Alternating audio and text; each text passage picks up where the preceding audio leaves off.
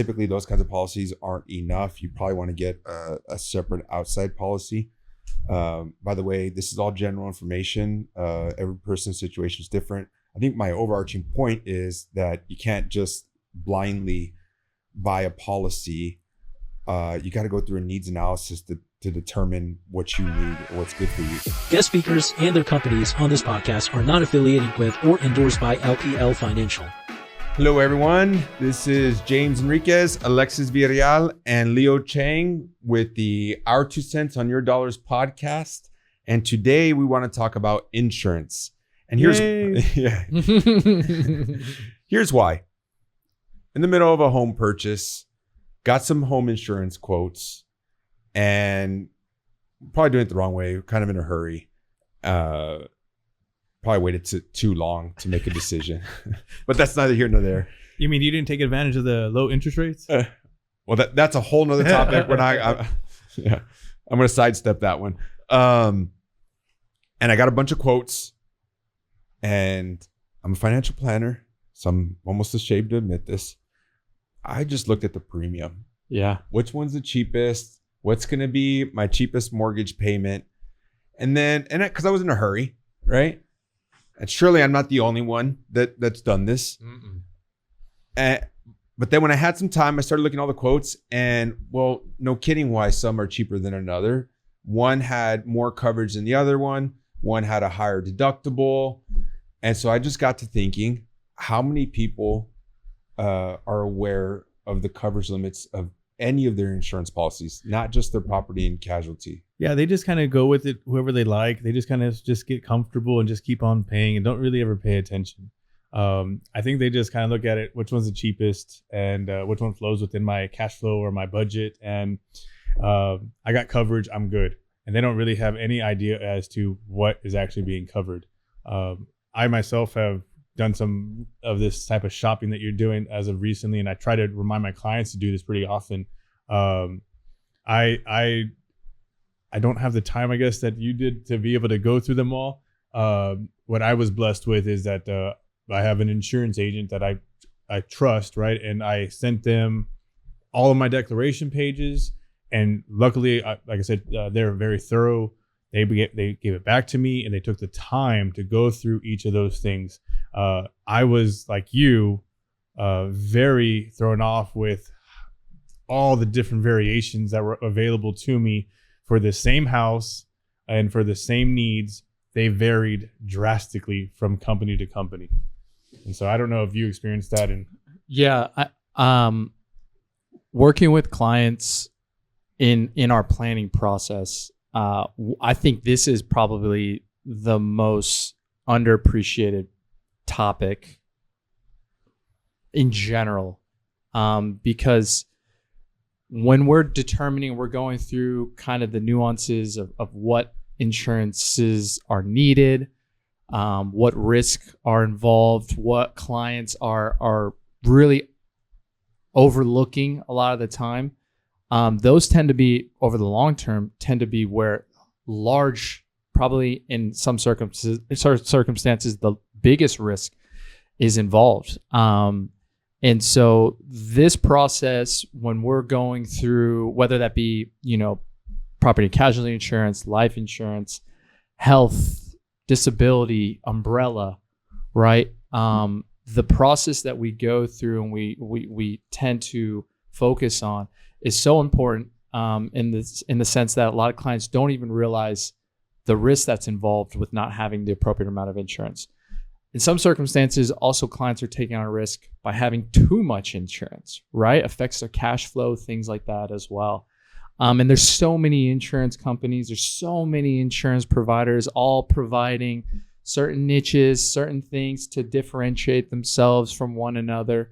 And it's really important to take a look under the hood, understanding exactly what you're paying for, understanding why it costs the way that it costs, understanding what the need is, and understanding the value that it's providing as well too. Sure. I always like it whenever you just do something as simple as that. It's just asking for the declaration pages and have somebody review them for you to get an idea of, are they paying too much? And for me personally, right, I think I did this within the last year. I basically was able to save, I think, close to $1,800 over the course of the year by having the same exact coverage that I have now. I reduced my premium and have the same exact coverage now. And I think they even lowered my deductible. So all these things. So I got essentially same coverage. Well, no, I got better coverage for a lower price. And we had been with the previous company for over 10 plus years. And that's again, right? Sometimes you got to practice what you preach, right? And so this was one of those moments where I was like, I should have done this a long time ago, but it happens. Yeah, and the reason why you have other people review it is because we're not licensed property and casualty agents. We can't give you that advice. We recommend you consult your own agent, and everyone's situation is different. But yeah, okay. You mentioned something about paying too much. I want to camp out there. Okay. Let me give you a scenario. I feel like I run into a lot of people that have a life insurance policy, for example, that's a nice round number. I got $1 million life insurance. Okay, how did you come up with that number? It sounded nice. Well, I kind of feel like that's what it is. Not that it sounds nice, but it's just a nice, easy, whole round number. But is it enough? Is it too much? It depends. Right. So what are some things that you look at to help determine that? So that way you're not overpaying. Yeah, so I was blessed, I guess, to kind of get into this industry by starting in the life insurance component of it. And there's all sorts of different ways of determining how much life insurance people need.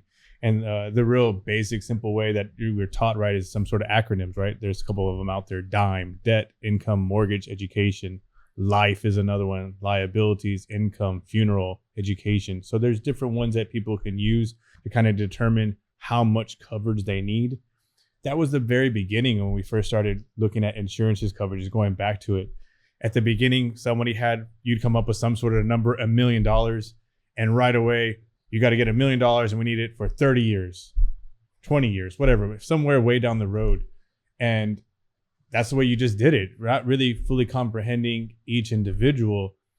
As we've evolved, right, you start to realize as you look at either one of those, DIME or life, a lot of those potential needs for the insurance are going to fade, right? So education needs are going to run out at some point in time because your kids are going to meet college level and you're not going to have that. Funeral expenses, those are something that I feel our clients, for the most part, are blessed in the sense that they pre-plan those things. So typically not going to be a need for those somewhere down the road. Mortgages, they're typically going to pay off their mortgages at some point in time. And are they going to at least be going down as far as their liabilities go? And then income, right? That's the one that would typically relatively, hopefully, is going up. And so all those factors, I think, are important to determine how much coverage they actually need and for how long. So. Yeah, I'm a huge fan of rules of thumb, but it's still got to be tweaked a little bit. So I think DIME and life, ignore what you already have saved up or guaranteed income sources that might be there in the event of a premature death. Right. Hey, I was back then just trying to get it as big as number as possible for as big of a commission payout for me. Hey, no judgment here. We all started the same way. And in fact, it wasn't until I got financial planning software that the software prompted you to put those things in that I realized, oh yeah, that makes a lot of sense. I don't need to cover for something I already have covered. But my point is, so how many people, like, if you're just picking a nice round figure, $1 million, do you think people are considering what they already have saved up or are on their way to saving up? No. Yeah. No. In most circumstances, not. The guaranteed income factor is a big one that we tend to see, where you're reminded, hey, you have this. You work for the state, you have a pension that's potentially coming at some point in time. And if you pass, then your family would receive that as well too. You have Social Security income that is coming in. There's a survivor benefit associated with Social Security. So that will continue for your spouse as well too. So that income replacement isn't as much as we think it is. A lot of times there still is an income replacement need. It's just not to the degree that people associate it with. And like Alexis said, I mean, a majority of those things that we plan for eventually come off the books, like we say. And so that gets into understanding the type of life insurance we're utilizing, and the quality of the life insurance in this circumstance with life insurance. Also, that can get into the types of long-term care and disability insurances that you provide as well too. So that's a big factor, because you can protect yourself and do so at a much lower expense and cost, knowing that the need for the insurance is going to go away down the road. And you do not have to continue to pay a high premium cost for that insurance. No, I was at the beginning when I first got started. People needed insurance forever. They needed these. They needed to have these policies that they can have for the rest of their life. And none of these things were ever going to fade. They were going to always need $1 million of coverage until the day they died.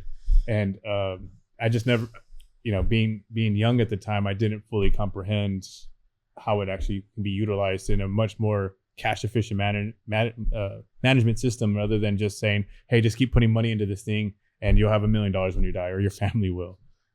Most clients want to be able to enjoy some of the money that they're saving or doing these things now, right? They don't want to be putting it into something that is for somebody else.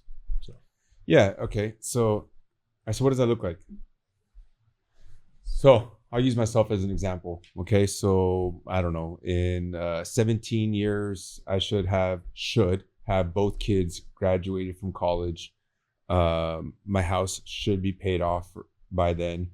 So I probably won't need life insurance to cover those things past that time. So I could just buy a 20-year term, right? Mm-hmm. Is that kind of what y'all are getting at? Are you saying a term policy ends at the end of 20 years? That's a good point. Yes. So why would you buy something that's going to end in 20 years? Because I won't have that need anymore. Is it going to be expensive? What? The life insurance. A term life insurance policy for 20 years. Is that going to be expensive, or is that going to be cheap? Right. Okay. So what Alexis is getting at is, I'm sure many of you know this, so sorry, bear with us. But term is for a finite term. So 10 years, 15 years, 20 years, 30 years. The premium stays level. There is no cash value. It tends to be cheaper than permanent insurance. Permanent insurance should last you for the rest of your life. The best way to think about it is, do I want life insurance in case I die or when I die? And that can help you determine what type of life insurance you need. Permanent insurance can be used for a bunch of different things. You could use it to pay off estate taxes. Let's just say you knew for sure that you wanted to pass along a certain dollar amount to somebody, or you wanted to bequeath money to a charity.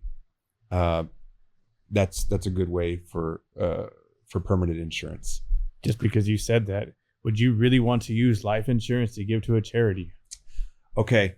I love that question. I think that's a different topic. I think one of the things to look at and consider in determining what type of insurance, and this is, we're being very specific in regards to our insurance topic currently right now, but specifically with life insurance, one thing to take into consideration is the time approach and the need, and when those needs do come off. People get worried about the insurance conversation because a lot of the time it's one of the few things that you pay for years and years and years, and there's no benefit for it. The peace of mind on a daily basis is your benefit, but in most circumstances, nothing happens.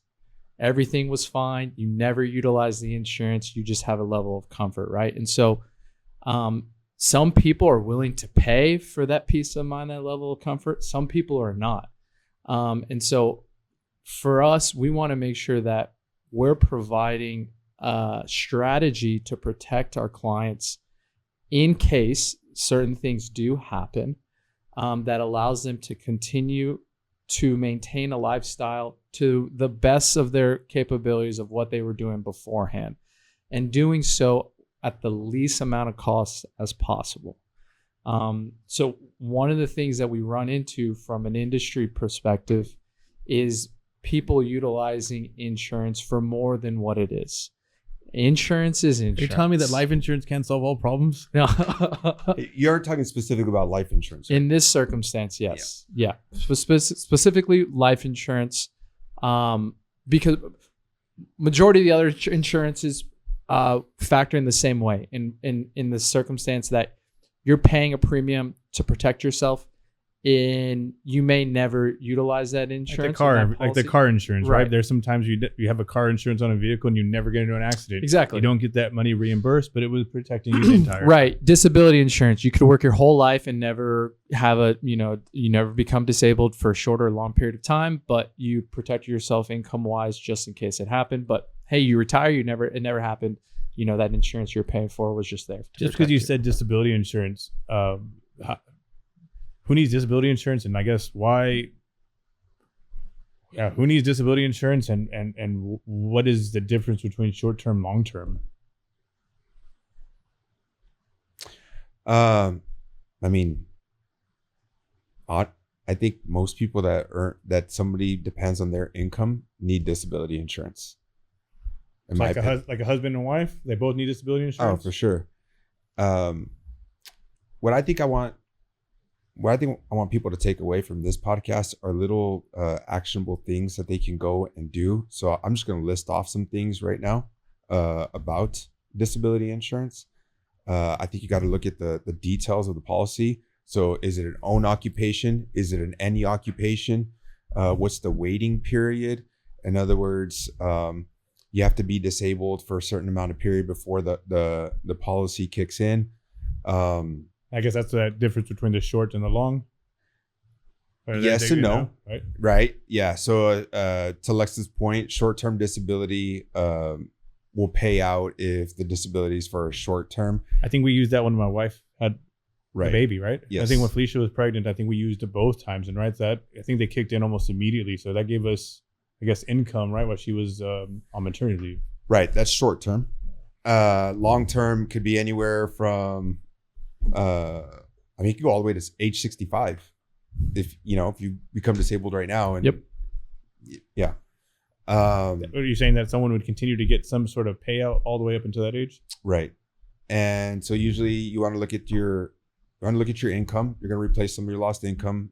Depending on the insurance policy, there's an upper limit on the replacement percentage.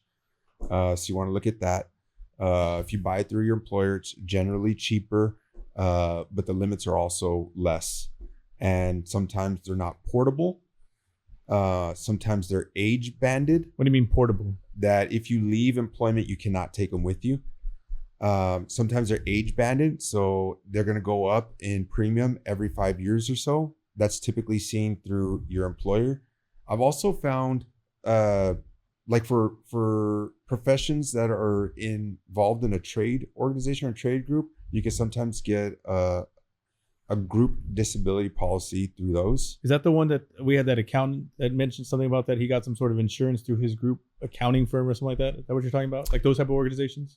Right. Well, I'm a part of a trade organization for financial advisors. I have a disability policy through them. I'm not really sure why I still have it, but I still have it. Typically, those kinds of policies aren't enough. You probably want to get a separate outside policy. By the way, this is all general information. Every person's situation is different. I think my overarching point is that you can't just blindly buy a policy. You got to go through a needs analysis to determine what you need and what's good for you. And you can't always just go by premium. Right. That's something that goes across the board, though, for all these insurances, correct? Well, yeah. Yes. And that's why I want to just a couple of key terms to look out for, right? So you know what really impacts a premium, right? So own occupation versus any occupation can really impact a premium. Waiting period can impact a premium. The shorter the waiting period, the higher the premium is going to be. So just consider all those things, because the flip side is also true, right? So sometimes we try to minimize that premium, so we choose some like a longer waiting period, and then God forbid you had to file a claim and you're just wondering, hey, when's this thing going to kick in? We've seen that happen too, right? Yep. So anyway,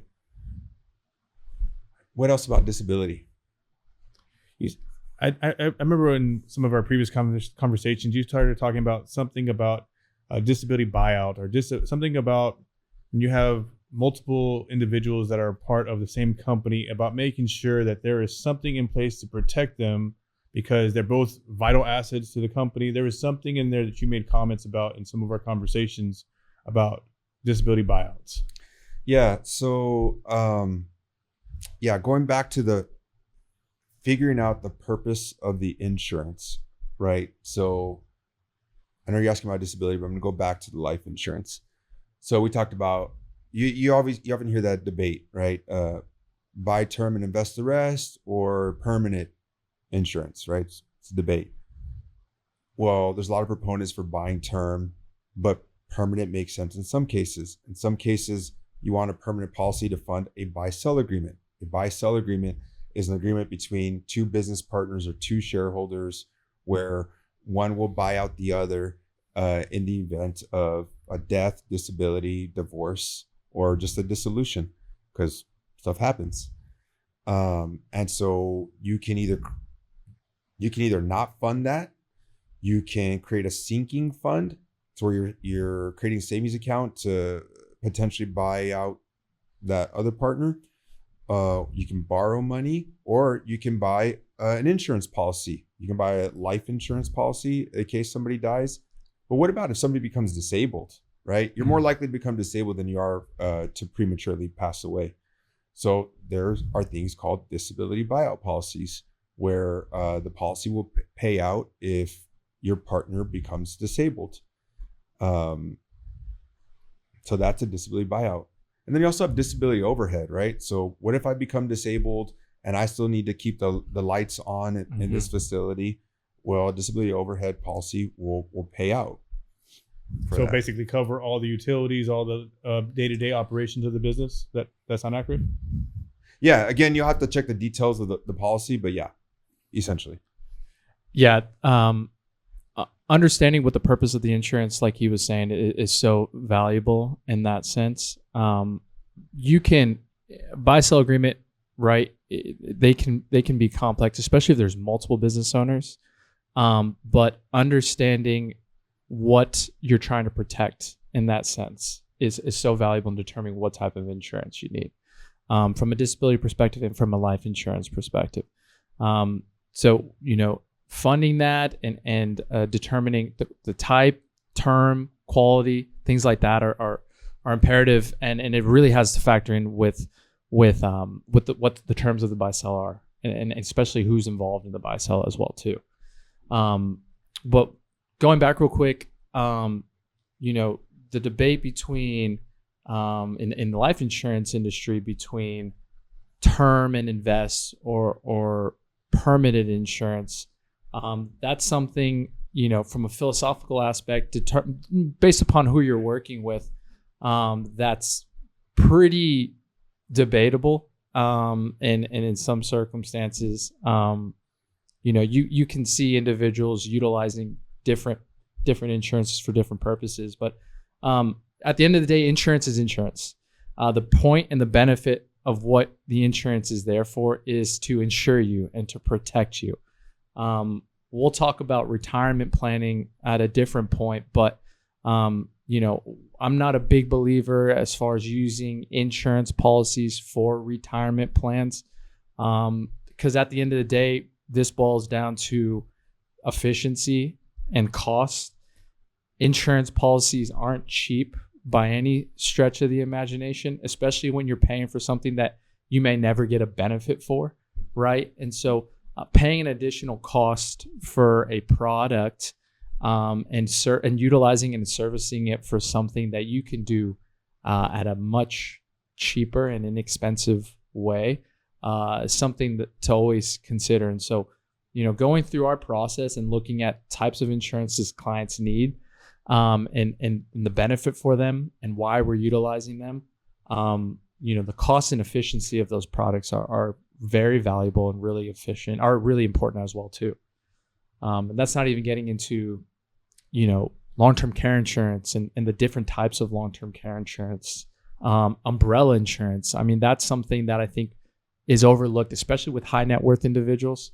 That's something that's overlooked quite a bit and is an extremely important, valuable insurance product that is not utilized to the degree I think it needs to be utilized as well too. So what is an umbrella policy?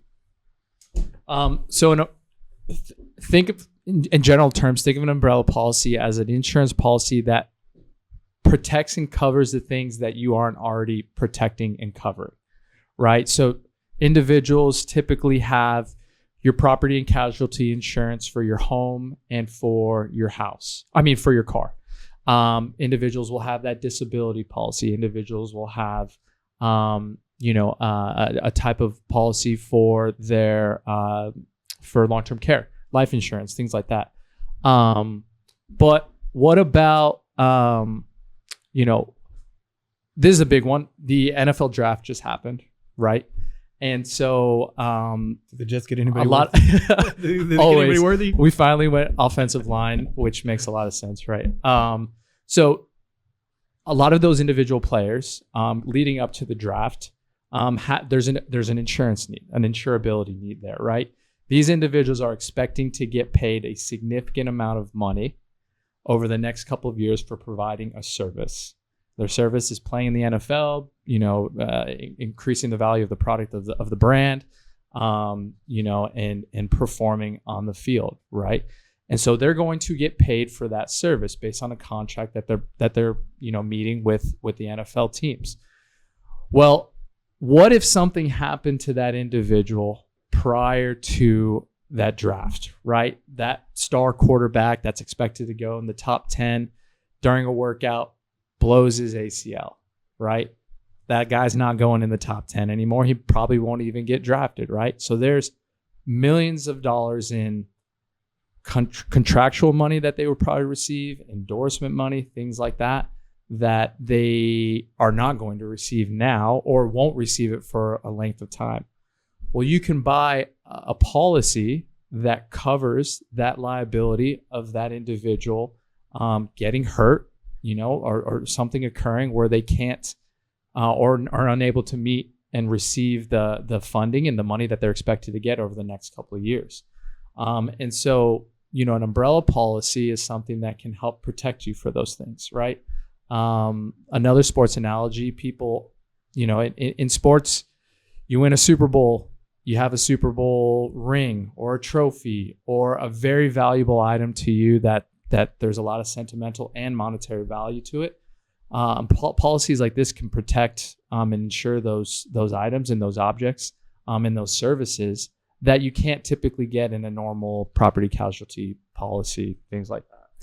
So I hope the couple hundred players that are drafted this weekend are listening to this podcast. But for those people that are hopefully actually listening to our podcast, let's give you a couple more relatable examples.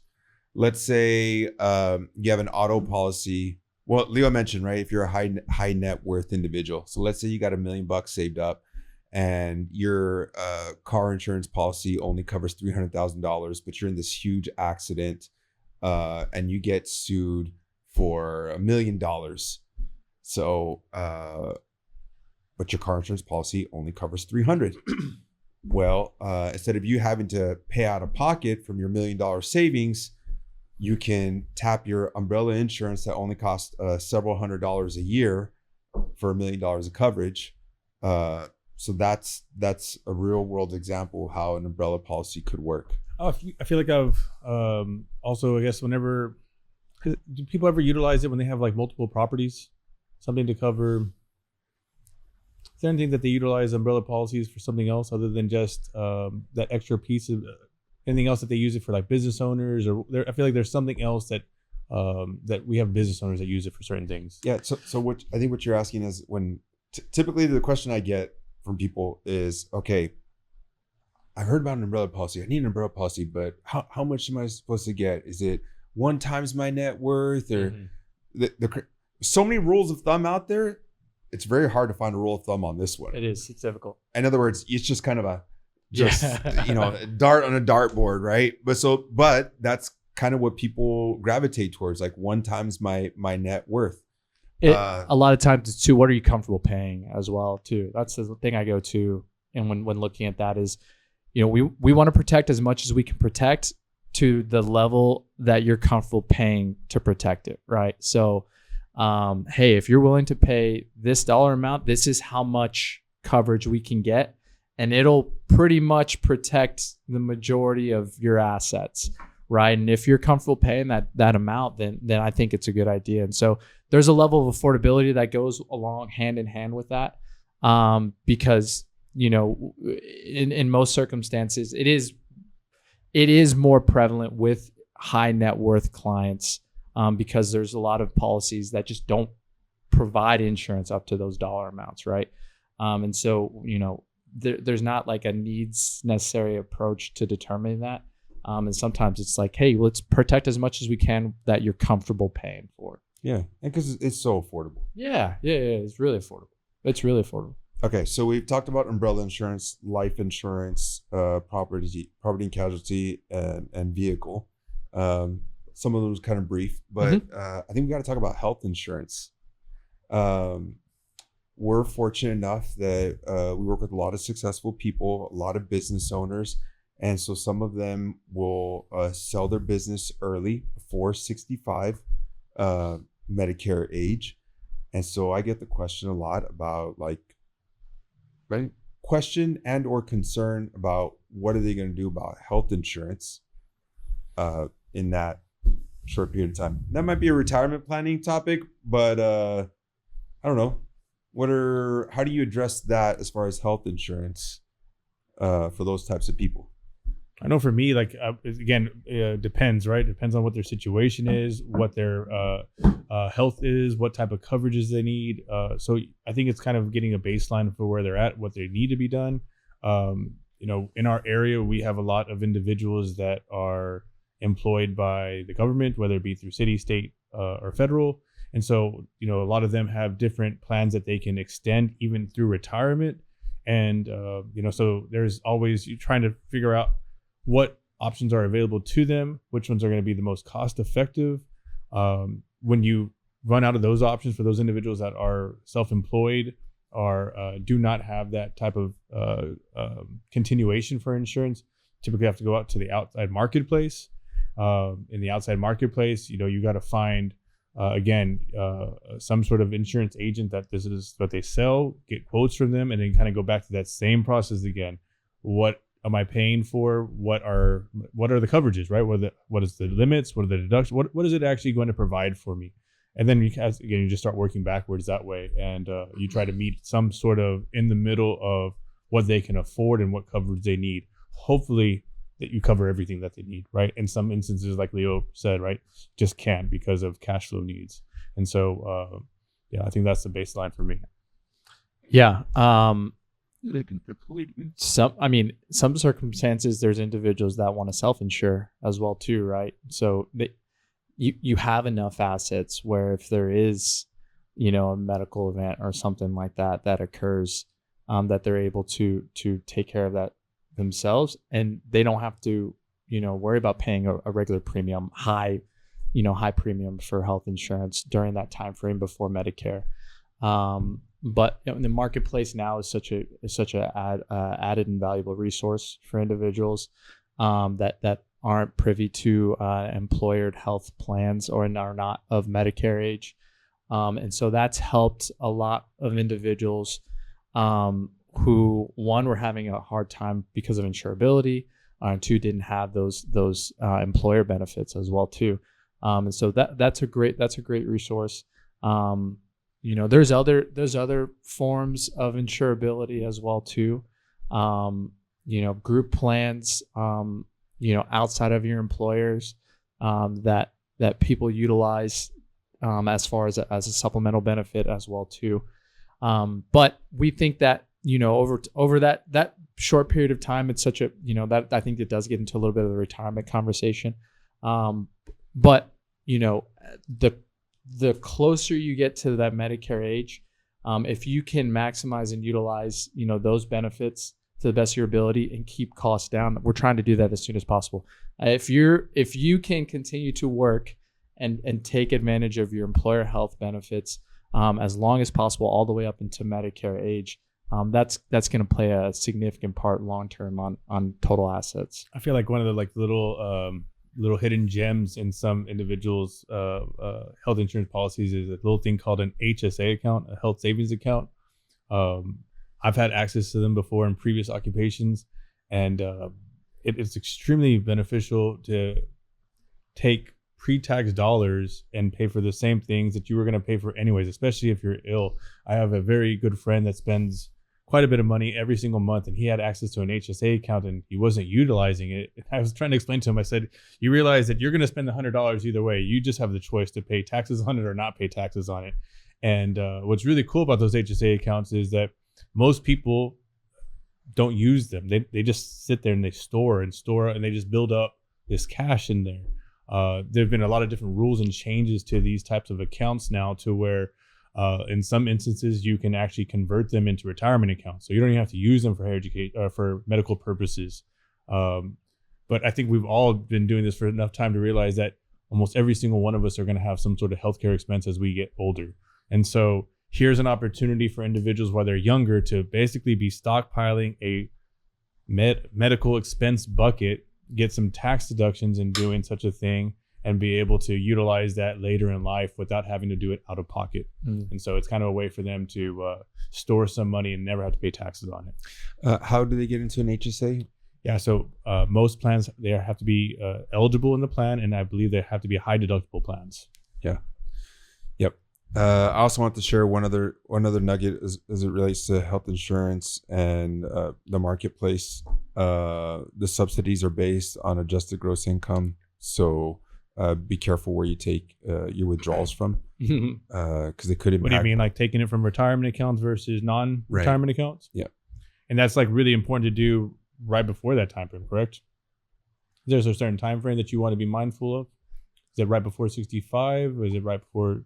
No, if you're on the marketplace, You're already there. Period. You just want to be mindful of your adjusted gross income. But if you're on the marketplace while you're still working, you probably don't have as much control over your adjusted gross income. But if you're retired and on the marketplace, then maybe you have a little bit more. So with that, are you saying that individuals should be, if they're planning correctly, right, and they're taking these proper steps before they retire, they can avoid that? Is that what you're trying to say? No, we're going back to the conversation that if you retire, like a business owner sells their business at, I don't know, let's say age 60, so retires, doesn't have Medicare, doesn't have an employer-sponsored health insurance plan because he was self-employed. So what does he do about health insurance? Well, he goes to the marketplace. Well, one of the neat things about the marketplace is the government will give you a subsidy depending on your adjusted gross income. So if you can keep that adjusted gross income low, then you get more of a subsidy. The higher it is, the less subsidy you get, to eventually it's phased out completely. So just be mindful of it. Okay. Any parting words on insurance? Yeah, I mean, do your due diligence. It brings us back to the opening comments, right? Don't just because it's a low cost, policy doesn't necessarily mean it's the best policy, right? So Also doesn't mean it's a bad policy. yeah, also doesn't mean it's a bad policy, but understand the nuances of the policy, what it's providing, circumstances, things like that, because there's a ton of terminology. We didn't get it. I mean, you can get into the weeds in property casualty, disability. I mean, there's so much terminology out there with what these insurance policies provide. Understand what your need is, understand what the policy is benefiting you, and then determine whether the cost is appropriate. Yeah. My comments before is that take your time on making the right decision. These are things, insurance companies will take your money today, they'll take it tomorrow. Make sure that you're getting what you need and not just because somebody's selling to you. If it's a great deal today, it should be a great deal tomorrow. I have found that a lot of people make these emotional decisions and they make these commitments to these type of life insurance policies, not fully realizing that they've made a lifelong commitment to something. I always find it interesting when it's an individual that doesn't even have a family or doesn't even have kids, but they've made a lifetime commitment to a life insurance policy. So, yeah. So again, we're not property and casualty agents, but we're willing to help you consider how all this fits into your overall financial plan, because believe it or not, insurance planning is the foundation of all financial planning. We can make the best plans for the next 20, 30 years, but if we don't make it that far, it was all for naught. And if there's something that we can't help you with, we can at least point you in the right direction. So do not hesitate to reach out. We appreciate your time. That's our 2 cents on your dollars. The opinions voiced in this podcast are for general information only and are not intended to provide specific advice or recommendations for any individual. To determine which strategies or investments may be suitable for you, consult the appropriate qualified professional prior to making a decision. There is no assurance that the techniques and strategies discussed are suitable for all investors or will yield positive outcomes. The purchase of certain securities may be required to effect some of the strategies. Investing involves risks, including possible loss of principal.